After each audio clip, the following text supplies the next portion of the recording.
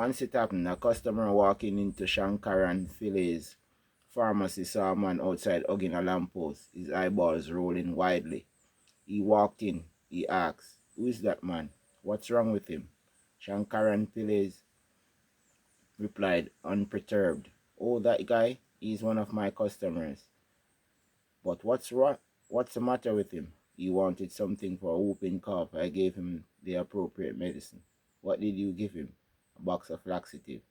"Made him take it right here." "Laxatives for a whooping cough? Why on earth would you give him that?" "Oh, come on. You saw him. You think he dares to cough anymore?" Shankara's Phile's box of laxative is an emblematic of the type of solutions being peddled all over the world today.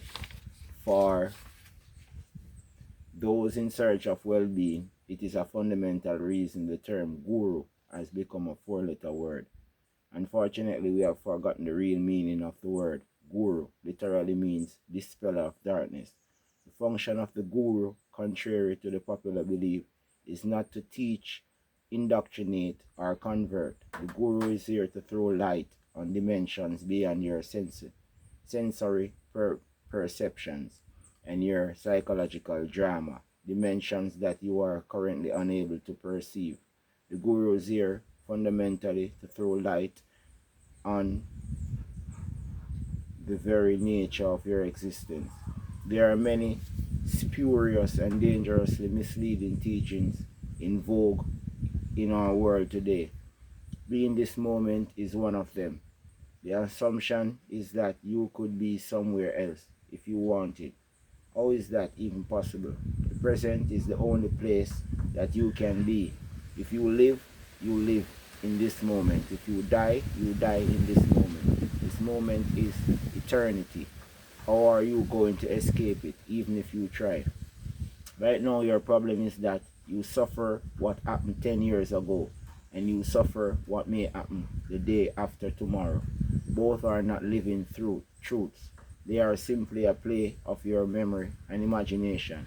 Does this mean then that in order to find peace you must annihilate your mind? Not at all. It simply means you need to take charge of it. Your mind carries the enormous reserves of memory and the incredible possibilities of imagination that are the results of evolutionary process of millions of years. If you can use it when you want and put it aside when you don't, the mind can be a fantastic tool. To shun the past and neglect the future is to trivialize the wonderful faculty. So be the moment. Become the crippling psychological restriction it denies our existential reality. Do only one thing at a time has become another popular self-help slogan. Why would you do only one thing when the mind is phenomenally multidimensional machine capable of handling several levels of activity all at once?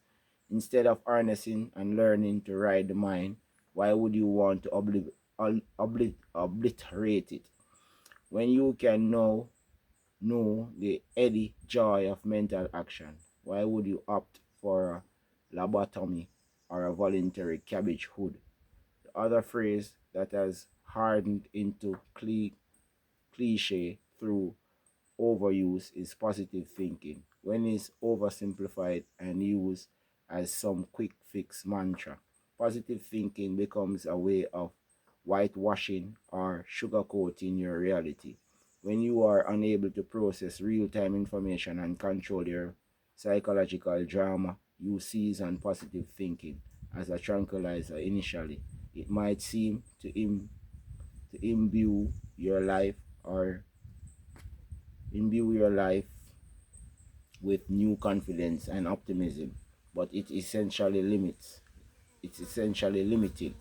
In the long term, if you deny or amputate one part of reality, it gives you a lopsided perspective of life. Then there is a time-honored business and exporting human well-being to the heavens and claiming that the core of the universe is love. Love is a human possibility. If you need a refresher course, you can take lessons from your dog. He is full of love. You don't have to go to outer space to know love. All these puerile philosophies come from the assumption that existence is human centric. This single idea has robbed us of all sense of made us commit some of the most inhumane and heinous crimes throughout history. These continue to perpetuate themselves to this very day.